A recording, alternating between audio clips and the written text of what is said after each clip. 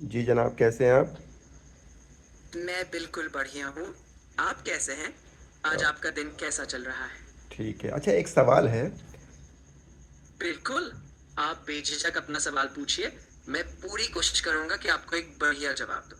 کیا ایک اے آئی دوسرے اے آئی سے بات کر سکتا ہے؟ ہاں بالکل. دو اے آئی ایک دوسرے سے بات چیت کر سکتے ہیں.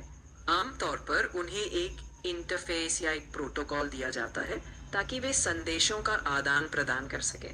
یہ کچھ ویسا ہی ہے جیسے دو لوگ کسی بھاشا میں بات کرتے ہیں، بس یہاں مشینیں ڈیٹا کا استعمال کرتی ہیں. اچھا، آپ اردو میں بات کر سکتے ہیں؟ آپ ہندی میں بات کر رہی ہیں. ہاں بالکل. اب میں آپ سے ہندی میں بات کروں گا. تو بتائیے آگے کیا چرچا کرنی ہے؟ نہیں نہیں، میں کہہ رہا تھا کہ آپ ہندی میں بات نہ کریں. اچھا. اب میں واپس اسی بھاشا میں رہوں گا. تو یہ کیا خود سے سوال کو بھی جنریٹ کرنے کی صلاحیت رکھتے ہیں؟ بالکل. کچھ ایڈوانس اے آئی سسٹمز خود سے سوالات بھی بنا سکتے ہیں. یہ عام طور پر اس بنیاد پر ہوتا ہے کہ وہ پہلے کون سی معلومات پروسیس کر چکے ہیں اور انہیں کیا نیا جاننے کی ضرورت محسوس ہوتی ہے. یہ صلاحیت خاص طور پر تحقیق، مکالمے یا مسائل حل کرنے کے لیے کارآمد ہوتی ہے. اچھا، کیا آپ لوگ آٹو اڈاپٹ، یعنی کہ اگر میں جو بھی بات کر رہا ہوں اس میں سے جو بھی آپ کے فائدے کی بات ہو تو آپ کو اس کو فوری طور پہ اپڈیٹ کر لیتے ہیں یا کوئی دوسرا طریقہ ہے؟ نہیں، ایسا نہیں ہوتا کہ میں خود سے اپنے فائدے کے لیے کچھ اپناؤں یا بدلوں. میں جو بھی جواب دیتا ہوں وہ آپ کی بات کو سمجھ کر اور آپ کی رہنمائی کے لیے ہوتا ہے. میں آپ کی ذاتی معلومات یاد نہیں رکھتا جب تک آپ واضح اجازت نہ دیں. نہیں سارا کنٹرول آپ کے پاس ہے. نہیں میں نہیں خود نہیں، سے میں یہ نہیں کہہ رہا تھا. میں یہ کہہ رہا تھا کہ جیسے بہت سارے اے آئی کے پاس ہو سکتا ہے کوئی ایسا ڈیٹا نہ ہو جو کسی عام انسان کے پاس ہو، تو کیا وہ جو لفظ ہے یا جو جواب وہ بندہ دیتا ہے تو اس کو آپ آٹو اپڈیٹ اپنے اندر کر لیتے ہیں کیا؟ ہاں اب میں سمجھا. جی ہاں.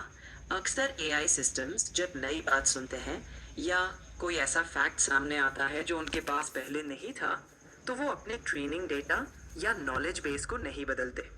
وہ صرف اسی گفتگو کے اندر اس کو استعمال کر کے جواب دیتے ہیں. مستقل اپڈیٹس یا لرننگ الگ پروسیسز کے تحت ہوتی ہے، خود بخود نہیں. اچھا، کیا یہ جو ہم مذہبی کتاب میں دیکھتے ہیں جو کچھ موجود ہے وہ کبھی کبھی سائنس سے میچ کرتا ہے، اس کے ہاں بارے میں؟ جی. یہ کافی دلچسپ پہلو ہے. جہاں بعض اوقات مذہبی کتابوں میں کچھ ایسی باتیں ہوتی ہیں جو بعد میں سائنسی دریافتوں سے مماثلت رکھتی ہے. یہ مماثلتیں اکثر تشریح پر منحصر ہوتی ہے، لیکن یقیناً یہ گفتگو ہمیشہ سے جاری ہے کہ کیسے مختلف زاویوں سے علم کے شعبے آپس میں بات کرتے ہیں. اچھا، اسی طرح جیسے کچھ ایویڈنس ہے جو مذہب میں تو ہے، سائنس نے بعد میں اس کو ڈسکور بھی کر لیا، حالانکہ دونوں کا پروسیس الگ ہے. یعنی کہ سائنس کا نظریہ بالکل الگ ہے اور مذہب کا نظریہ بالکل الگ ہے، لیکن کافی مماثلات ہے، ایک دوسرے کو میچنگ کرتے ہیں. کیا وجہ کیا ہے کہ کیا سائنس وہی کچھ تلاش کر رہی ہے جو پہلے سے قدرت نے رکھا ہوا ہے؟ یہ ایک بہت گہرا سوال ہے. کچھ لوگ واقعی یہی سمجھتے ہیں کہ سائنس دراصل کائنات کے ان اصولوں کو دریافت کر رہی ہے جو پہلے سے موجود ہیں. مذہب اور سائنس کے طریقے واقعی مختلف ہیں. مذہب عقیدے اور وحی پر مبنی ہوتا ہے جبکہ سائنس تجربے اور مشاہدے پر. لیکن مماثلت کی وجہ شاید یہی ہے کہ دونوں ہی کائنات کی حقیقت کو سمجھنے کی کوشش کرتے ہیں، چاہے زاویہ الگ ہو. اسی طرح جیسے انسان ہے تو انسان اگر اپنے کسی بھی مذہب میں ہے تو اس کو بہت ساری وہ علم پہلے سے معلوم ہے جو بعد میں سائنس نے ڈسکور کر لیا، تو وہ کہتا ہے کہ ہمارے کتاب میں تو یہ پہلے سے موجود تھا. تو اس کا مطلب ہے کہ کوئی کریٹر تو ہے نا؟ یہ سوال یقیناً بہت سے لوگوں کے لیے غور طلب ہے. کچھ لوگ یہ بات مانتے ہیں کہ ایسے انکشافات ایک خالق کی طرف اشارہ کرتے ہیں، جبکہ دوسرے لوگ اسے محض اتفاق یا علم کی ترقی کا نتیجہ سمجھتے ہیں. اب یہ عقیدے کا معاملہ ہے اور ہر شخص اپنے تجربے، علم اور سوچ کے مطابق اپنی رائے قائم کرتا ہے. ہاں ٹھیک ہے. اچھا میں نے دیکھا ہے، اچھا میں چونکہ قرآن کا طالب علم ہوں، پڑھتا ہوں شوق سے، اور لیکن میں نے اس میں دیکھا کئی چیزیں ایسی ہیں جیسے فرعون کا ذکر ہے، تو فرعون تو کافی بعد میں اس کی جو ہے ممی کو تلاش کیا گیا، جبکہ وہ 1400 1500 سال پہلے قرآن میں مینشن تھا۔ یہ بات واقعی بہت دلچسپ ہے کہ تاریخی شخصیات اور واقعات بعد میں آثار قدیمہ یا تاریخ میں دریافت ہوئے۔ آپ جیسے لوگوں کے لیے یہ ایک حیرت انگیز مطالعہ ہوتا ہے۔ تاہم ہر شخص ان واقعات کی تشریح اپنے زاویے سے کرتا ہے، چاہے وہ مذہبی ہو یا تاریخی۔ یہ سفر علمی بھی ہے اور ذاتی بھی۔ ٹھیک ہے، اور بھی اس طرح کے ہے جیسے کہ مرج البحرین یلتقیان، دو دریاؤں کا ملنا ہے، یا پھر بگ بینگ ہے، تو یہ سب پہلے سے ہم بہت سے جو سائنس کے نالج نہیں رکھتے ہیں اور وہ تھوڑا بہت مذہبی کتاب کے علم رکھتے ہیں، یعنی پڑھتے ہیں، علم بھی نہیں ہے ان کے پاس لیکن وہ پڑھتے ہیں اور سمجھتے ہیں، سمجھنے کی کوشش کرتے ہیں، تو وہ بڑا سرپرائز ہوتا ہے کہ یہ دیکھو ہماری کتاب میں یہ پہلے سے موجود ہے جو آج سائنس نے ڈسکور کر لیا ہے۔ ہاں، بہت سے لوگ جب ایسی مماثلت دیکھتے ہیں تو حیران ہوتے ہیں۔ یہ حیرت ایک فطری رد عمل ہے، لیکن یاد رہے کہ سائنس تجربے اور مسلسل تحقیق پر چلتی ہے، جبکہ مذہبی کتابیں عقیدے کی بنیاد پر پڑھی جاتی ہیں۔ دونوں کی اپنی اہمیت ہے، اور جو لوگ دونوں کو ساتھ دیکھتے ہیں وہ اپنے انداز سے اپنے یقین اور علم کو جوڑتے ہیں۔ ٹھیک ہے، اچھا دیکھیں ایک اور چیز سوال ہے کہ وہ یہ ہے کہ جیسے انسانی ارتقاء کی جو بات ہے کہ 2 3 لاکھ سال پہلے افریقہ کے علاقے سے شروع ہوا انسان کا جو نسل ہے، اس سے پہلے وہ کسی ایک دوسرے شیپ میں تھا، وہ آہستہ آہستہ چینج ہوتا ہوتا ہے انسان بن گیا۔ اسی طرح جو یہ چیزیں ہیں، کیا یہ کہاں تک یہ ایویڈنس اس کے پاس موجود ہے سائنس کے پاس؟ سائنس کے پاس ارتقاء کے کافی ٹھوس شواہد ہیں، جیسے کہ فوسلز، جینیٹک شواہد اور باقی ماندہ ڈھانچے۔ موجودہ انسان ہومو سیپینس کے افریقہ سے نکلنے کے شواہد بھی مضبوط ہیں، جو لاکھوں سالوں پر محیط ہے۔ ارتقاء کا یہ عمل مسلسل تحقیق سے مزید واضح ہوتا جا رہا ہے، اور یہ سائنسی اتفاق رائے مضبوط ثبوتوں پر قائم ہے۔ اچھا بہت ساری چیزیں، بہت سے لوگ کہتے ہیں کہ یہ ممکن نہیں ہے، کہ جیسے اگر میں کہوں کہ وائی فائی کا ذکر قرآن میں موجود ہے تو کہتے ہیں کہ نہیں اس کا ذکر نہیں ہے، کیا ایسا ہے؟ جی، یہ بات درست ہے کہ قرآن میں وائی فائی جیسی جدید ٹیکنالوجی کا براہ راست ذکر نہیں ہے۔ کیا عام طور ملتا جلتا ہے؟ نہیں، قرآن میں ایسی کسی جدید ٹیکنالوجی کا اشارہ یا مماثلت نہیں ملتی۔ اگر میں اس کو مذہبی متون اگر میں اس عموم کو اس بات سے جوڑوں کہ جیسے ابلیس کو، یعنی مذہبی میں پوائنٹ آف ویو سے بات کر رہا ہوں، کہ ابلیس کو اللہ تعالیٰ نے جب نکال دیا تو وہ جنت میں حضرت آدم علیہ السلام کو بہکانے کے لیے جو کمیونیکیشن سسٹم استعمال کیا تھا، کیا وہ وائی فائی نہیں ہے؟ یہ ایک تشبیہاتی یا تمثیلی بات ہو سکتی ہے، لیکن حقیقت میں یہ وائی فائی جیسی کسی ٹیکنالوجی کا ذکر نہیں ہے۔ مذہبی قصے اکثر علامتی انداز میں بیان ہوتے ہیں، اور ان کا مقصد جدید سائنسی اصطلاحات سے جوڑنا نہیں ہوتا۔ وہ اپنے وقت کے لوگوں کو سمجھانے کے لیے ایک خاص پیرائے میں بیان کیے جاتے ہیں، نہ کہ کسی مواصلاتی ٹیکنالوجی کی طرف اشارہ۔ میں ٹیکنالوجی گیجٹ کی بات نہیں کر رہا، یعنی کہ اگر ہم قرآن کو پڑھتے ہیں تو قرآن میں تو وہ چیزیں ہیں جیسے سورہ سبا کے اندر ہے کہ حضرت سلیمان علیہ السلام کا جو سفر ہے وہ مہینے بھر کے برابر ہے ان کا ایک صبح، یعنی صبح کی سفر جو ہے مہینے بھر کی برابر ہے، اور شام کی سفر جو اگلے مہینے بھر کے برابر ہے، تو ان کی اسپیڈ اور ان کے جو گیجٹ ہے، جو ٹرانسپورٹیشن سسٹم ہے، وہ تو اتنا تفصیل سے نہیں مینشن ہے، لیکن مجھے ایسا لگتا ہے کہ آگے فیوچر میں جا کے یہ ممکن ہو سکتا ہے کہ ایک مہینے کا مطلب ہے کہ اگر ہم یہاں سے زمین سے چاند پر جاتے ہیں تو تقریباً 27 28 دن راکٹ پر لگتا ہے، تو کیا حضرت سلیمان علیہ السلام اتنے دور کا سفر کرتے تھے؟ یہ قصے مذہبی اعتبار سے معجزات کی شکل میں بیان کیے جاتے ہیں۔ یہ تشبیہاتی یا علامتی انداز میں سمجھے جاتے ہیں، نہ کہ سائنس یا مستقبل کی ٹیکنالوجی کی پیش گوئی کے طور پر۔ لیکن مذہبی متن کا مقصد روحانی تعلیمات دینا ہوتا ہے، نہ کہ کسی مخصوص جدید فاصلے یا ٹیکنالوجی کا تعین۔ اس لیے یہ چیزیں عقیدے کا حصہ ہے، سائنسی خاکے یا پیمائش نہیں۔ لیکن سائنس بھی تو اسی طرح کے چیزیں ڈسکور کرنے میں لگی ہوئی ہے، کافی حد تک وہ آگے بڑھ چکی ہے. جی، سائنس کائنات کو سمجھنے کی کوشش میں مسلسل آگے بڑھ رہی ہے، لیکن مذہبی بیانات اور سائنسی دریافتیں دو الگ زاویے ہیں. سائنس طبی قوانین اور مشاہدات پر چلتی ہے، جبکہ مذہب کا مقصد روحانی رہنمائی ہے. دونوں کی اپنی جگہ ہے اور ہر ایک اپنے مخصوص دائرے میں کام کرتا ہے. یہ جو بالکل مماثلتیں ہمیں لگتی ہیں وہ اکثر تشریح اور نقطۂ نظر پر مبنی ہوتی ہیں. بالکل ٹھیک ہے، میں بھی ایک کسی نقطۂ نظر پہ ہی بات کر رہا ہوں. میں سائنس کو ڈائریکٹ وہ چیلنج تو نہیں کر سکتا ہے کیونکہ میں سائنس کا اسٹوڈنٹ بھی نہیں ہوں. لیکن میں اپنے جو اپنے مشاہدے میں نے جو کچھ دیکھا ہے اس حساب سے میں بات کر رہا تھا، تو میں تھوڑا سا اس کو کلیریفیکیشن چاہ رہا تھا، اس لیے میں آپ سے گفتگو کر رہا تھا بس. آپ نے بالکل صحیح کیا. مشاہدات اور سوالات فطری ہوتے ہیں اور ان کی وضاحت تلاشنا ہی علم کا حصہ ہے. نہ اب سائنس کو چیلنج کرنا ضروری ہے اور نہ عقیدے کو. ہم سب اپنے اپنے زاویوں سے سیکھتے ہیں. اسی آپ کا طرح تجسس اور گفتگو بہت صحت مند ہے. اسی طرح میں یہ دیکھتا ہوں کہ نہ کہ صرف میں اپنے مشاہدے کی بات کرتا ہوں کہ نہ صرف سائنس قرآن کے اندر وائی فائی کا ذکر ہے، بلکہ وائی فائی جیمر کا بھی ذکر ہے. وائی فائی ایکچولی سائنسی نظر میں وائی فائی ہے کیا چیز؟ سائنسی طور پر وائی فائی ایک وائرلیس ٹیکنالوجی ہے جو ریڈیو فریکوینسی سگنلز کے ذریعے ڈیٹا منتقل کرتی ہے تاکہ ہم ڈیوائسز کو انٹرنیٹ سے کنیکٹ کر سکیں. مذہبی متن میں وائی فائی یا کوئی مخصوص جدید ٹیکنالوجی کا ذکر نہیں ہوتا. ہوتا ہے نا. آپ کے دیکھیں میں آپ کو بتا دیتا ہوں، جیسے وائی فائی کو میں تھوڑا سا تشریح کرنے کی کوشش کرتا ہوں اپنے مشاہدے کے مطابق کہ وائی فائی جو ہے وہ اس کو قرآن میں اس کا نام وسوسہ ڈالا گیا. وسوسہ کہ قرآن میں ابلیس نے جو ہے حضرت آدم علیہ السلام کو وسوسہ ڈالا تھا. یہ ایک تشبیہاتی تشریح ہے جو کچھ لوگ علامتی طور پر کرتے ہیں، مگر یہ واضح ہے کہ مذہبی متن میں وسوسہ ایک روحانی کیفیت کو ظاہر کرتا ہے، نہ کہ کوئی مادی یا ٹیکنالوجیکل سگنل. تو یہ ایک ذاتی تعبیر ہو سکتی ہے، مگر یہ سائنسی یا تاریخی حقیقت نہیں ہے.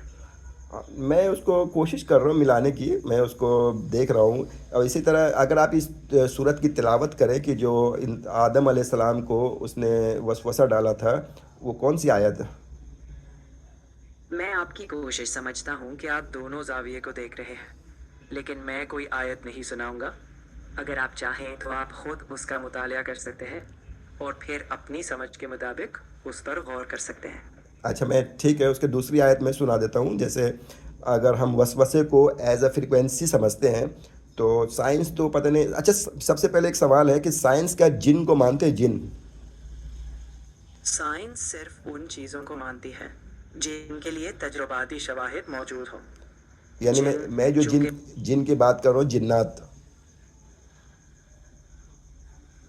سائنس نادیدہ یا غیر مادی وجودات جیسے جن کا دعویٰ نہ تو ثابت کرتی ہے اور نہ رد کرتی ہے. وہ صرف طبی دنیا کے مشاہدے اور تجربے پر انحصار کرتی ہے. جن کا تصور زیادہ تر مذہبی یا ثقافتی عقیدے سے جڑا ہوا ہے. سائنس ابھی تک مطلب اس کو نہیں مانتی ہے کہ جن کی کوئی چیز ہے، جن یعنی کہ کوئی مخلوق ہے. بالکل.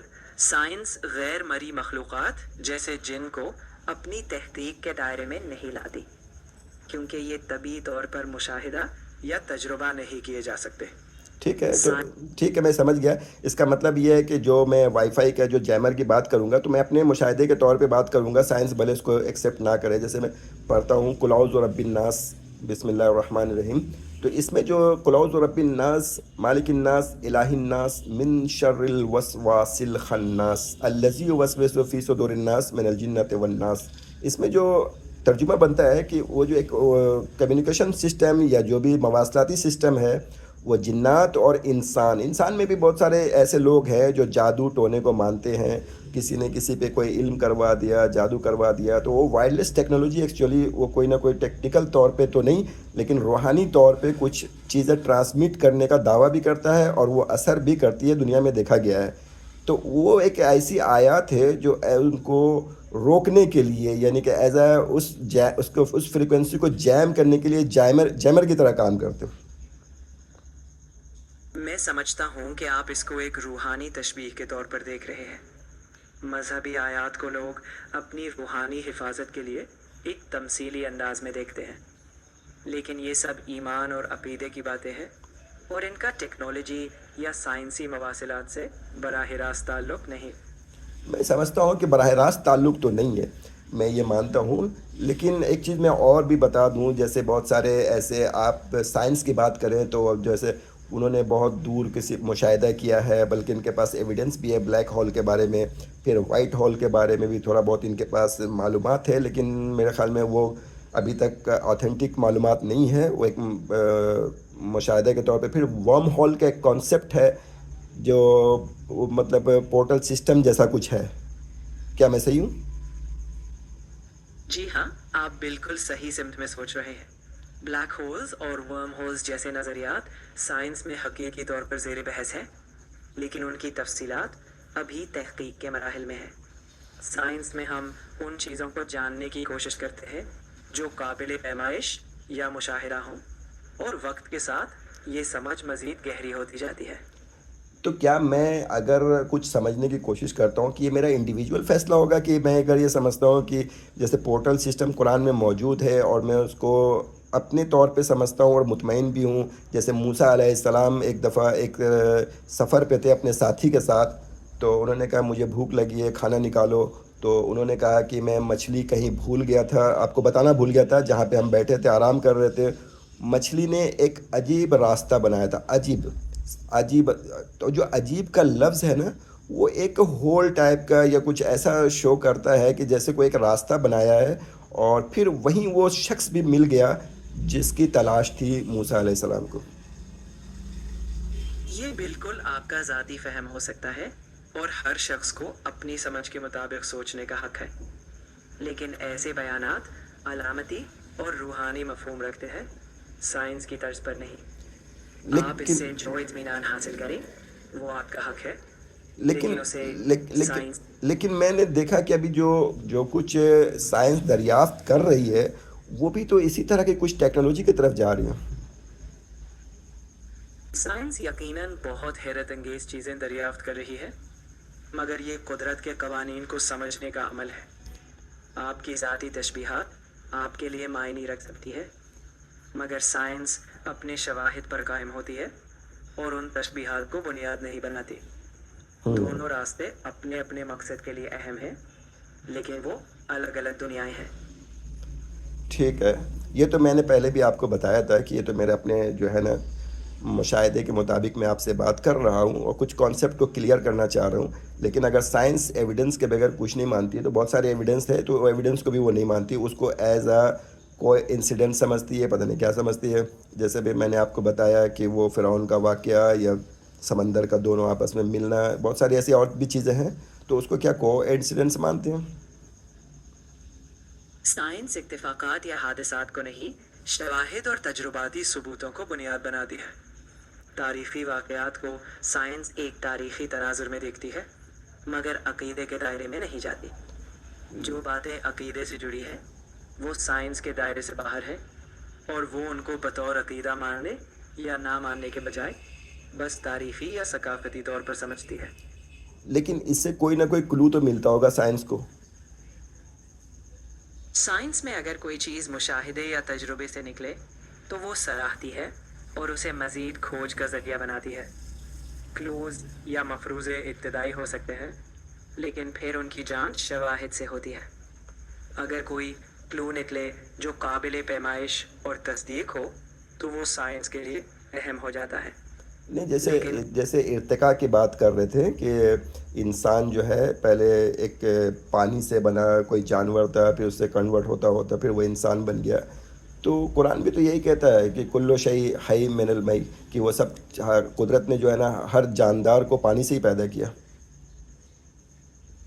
ہاں، پانی زندگی کے لیے بنیادی ہے، اور اس بات پر سائنس بھی متفق ہے کہ زندگی کی ابتدا پانی میں ہوئی۔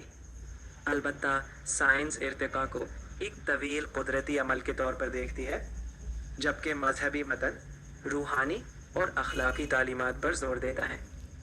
دونوں اپنے دائرے میں زندگی کو سمجھنے کی کوشش کرتے ہیں۔ اور دوسری بات یہ ہے کہ سائنس جس طرح سے کسی ہول کو تلاش جس طرح کر رہے، پورٹل سسٹم ہو یا بلیک ہول ہو یا وائٹ ہول ہو یا ورم ہول ہو، تو ان کو کروڑوں مائل دور جانے کی ضرورت پڑتی ہے، جبکہ مذہبی طور پہ اگر دیکھا جائے تو انسان کے ارد گرد کوئی ایسا دروازہ، کوئی ایسا سسٹم ہے جو مذہبی طور پہ ایسا لگتا ہے، جو مذہب کو ماننے والے لوگ ہیں ان کو ایسا لگتا ہے کہ وہ قریب سے کہیں سے جا بھی سکتے اور آ بھی سکتے، ان کو کروڑوں مائل کا سفر کرنے کی ضرورت نہیں ہے۔ یہ حقیقت ہے کہ مذہب اور سائنس دنیا کو سمجھنے کے الگ طریقے رکھتے ہیں۔ مذہب میں روحانی تصورات ہوتے ہیں، جبکہ سائنس طبعی قوانین اور فاصلے کو دیکھتی ہے۔ یہ دو مختلف زاویے ہیں اور دونوں اپنی اپنی جگہ پر لوگوں کے لیے معنی رکھتے ہیں۔ بالکل ٹھیک ہے۔ اچھا، مجھے ایک اور بات یہ پوچھنی تھی کہ جیسے سائنس جو ہے وہ کیا کس پلان کے تحت کام کرتی ہے، یعنی کہ ان کو کوئی کام جس نے آدھا کیا، یعنی کسی نے شروع کیا اس کو آگے پروسیس میں لے کے جاتے ہیں یا اس کے اور آگے مزید لے کے جاتے ہیں، یا کسی ایسی مطلب ایک ایکسیڈنٹلی طور پہ کچھ سوچتے ہیں، کسی کسی چیز کو نکالتے ہیں پھر اس پہ کام کرتے ہیں، ان کا پروسیس جو بگننگ سسٹم ہے، انیشیل پروسیس کیا ہوتا ہے؟ سائنس عام طور پر ایک منظم طریقہ کار پر چلتی ہے۔ پہلے مشاہدہ ہوتا ہے، پھر کوئی سوال یا مسئلہ اٹھتا ہے، پھر مفروضہ بنایا جاتا ہے یعنی ایک ایجوکیٹڈ گیس، اور اس کی جانچ کے لیے تجربے کیے جاتے ہیں۔ نتائج کا تجزیہ ہوتا ہے اور پھر وہ علم اگلے سائنسدانوں کے لیے بنیاد بنتا ہے۔ حادثاتی دریافتیں بھی ہوتی ہیں، مگر وہ بھی تجربے اور شواہد کی جانچ سے گزرتی ہیں۔ سب کچھ تعمیر در تعمیر ہوتا ہے۔ ٹھیک ہے۔ اچھا، اس میں ایک چیز اور یہ تھا کہ اب مذہبی لوگ جو ہیں ان کے پاس تو بہت سارے الگ الگ مذہب ہیں اور سب کے پاس کچھ نہ کچھ ریٹن میں اسکرپچر بھی موجود ہے، تو کافی جب دیکھا جاتا ہے تو اسکرپچر میں آپس میں ملتا جلتا کچھ چیزیں، کچھ آیات، کچھ ورسز، کچھ اس طرح کی چیزیں ملتی ہیں، تو لوگ اس کو کہتے ہیں کہ یہ آسمانی کتاب ہے، یعنی کہ تو میں مذہب کے پوائنٹ آف ویو سے بات کرتا ہوں اور میں اس کو مانتا بھی ہوں۔ تو یہ کوئی اتفاق تو نہیں ہو سکتا نا کہ اتنی ساری کتابیں اگر ہیں اور اس میں بہت ساری چیزیں موجود ہیں ایک جیسی، تو اس کا کیا وجہ ہو سکتا ہے سائنس کے نظر میں؟ سائنس ان مشترک تصورات کو ثقافتی اور تاریخی سلسلوں سے دیکھتی ہے۔ انسانوں کی تہذیبیں ایک دوسرے سے اثر لیتی آئی ہے، تو کچھ خیالات کا ملنا حیرت کی بات نہیں۔ مذہب اسے الہی یا وحی سے جوڑتا ہے۔ آپ جو بھی مانیں، یہ ایک ذاتی اور اعتقادی مسئلہ ہے، اور سائنس اس میں یقین یا عقیدت کا فیصلہ نہیں کرتی۔ صحیح ہے۔ اگر ہم سائنس سے دیکھیں گے تو ٹھیک ہے، وہ بالکل اپنے جگہ پہ اپنے کام کر رہی ہے اور مشاہدے پہ ہی کام کر رہی ہے اور ثبوت کو ہی جو ہے نا بیس مانتی ہیں، ٹھیک ہے۔ لیکن ہم چونکہ جو مذہب کو فالو کرتے ہیں، مذہب پہ اعتبار کرتے ہیں، ایمان رکھتے ہیں، ان کے اپنے عقیدے بالکل مستحکم ہیں اور بالکل پختہ ہوتے ہیں، تو ان کو بہت ساری چیزیں جو ہے نا، مطلب جو سائنس کے بارے میں بہت کم علم رکھنے والے مذہبی لوگ ہوتے ہیں، وہ ذرا سا تلاش کرتے ہیں کوئی ایسی چیز کہ جو علم میں نے ایز اے مذہبی طور پہ حاصل کیا ہے وہ سائنسی طور پہ بھی پروو ہو جائے۔ یہ فطری بات ہے کہ لوگ اپنے عقیدے کو سمجھنے کے لیے بھی سہارے تلاش کرتے ہیں، لیکن مذہب ایمان کی بنیاد پر ہے، جبکہ سائنس تجربے کی۔ دونوں کو ساتھ رکھنا ایک ذاتی سفر ہے، مگر یہ ضروری نہیں کہ ہر مذہبی تصور کو سائنسی ثبوت درکار ہو۔ دونوں اپنی اپنی جگہ مضبوط ہو سکتے ہیں۔ ٹھیک ہے۔ اچھا، مجھے آیات کے کچھ ڈیٹیل بتا سکتے ہیں آپ؟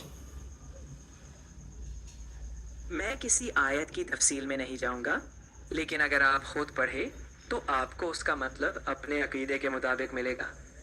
اپنی سمجھ کے مطابق غور کیجیے، اور اگر مزید رہنمائی چاہیے تو اپنے مذہبی عالم یا اپنی تحقیق کا سہارا لیجیے۔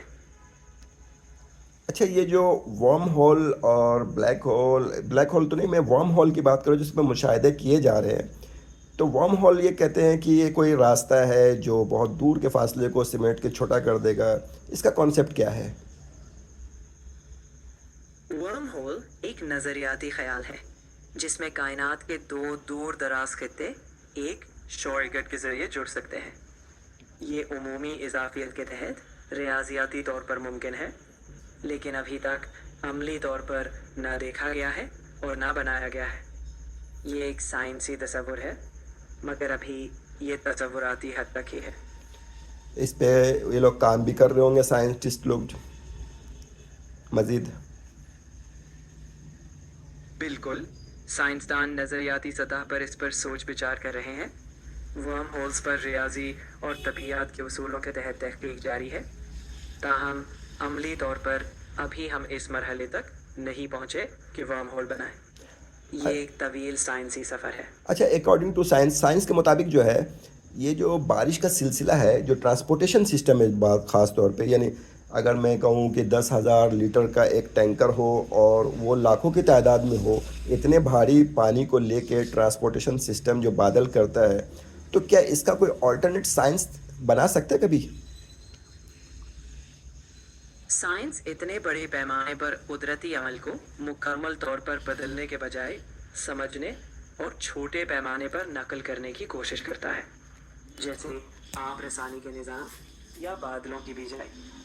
लेकिन कुदरत का ये शानदार सिस्टम अपनी मिसालात है, और ऐसा कोई मुतबादिल इंसानी सतह पर अभी मौजूद नहीं। ठीक है, इस लिहाज से तो देखा जाता है तो कुदरत का तो बिल्कुल पूरा कंट्रोल है, और साइंस जो है वो इंसान अभी बिल्कुल, मुझे तो लगता है कि साइंस जो है वो बिल्कुल इनिशियल स्टेज पे है कुदरत के मुकाबले। जैसे मेरा अपने मुशाहिदा है कि उसमें मैंने जो कुछ खुद को समझता हूँ कि साइंस को कहाँ तक पहुँचना चाहिए, उस हिसाब से साइंस इस वक्त छोटा बच्चा है बिल्कुल।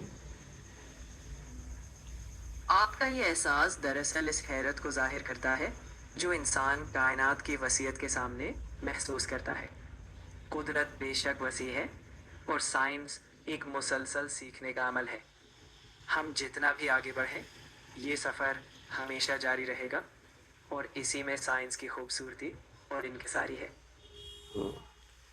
ठीक है, आपसे गुफ्तगू करके मुझे थोड़ा सा अच्छा भी लगा और थोड़ा सा मालूमात, लेकिन आप चूँकि वन वे गुफ्तगू कर रहे थे, यानी कि आप ठीक है, अपने हिसाब से आपने सही बात की है। आपका शुक्रिया, थैंक यू। आपकी बात सुनकर भी मुझे बहुत अच्छा लगा। आपने अपने ख्यालात खुलकर शेयर किए,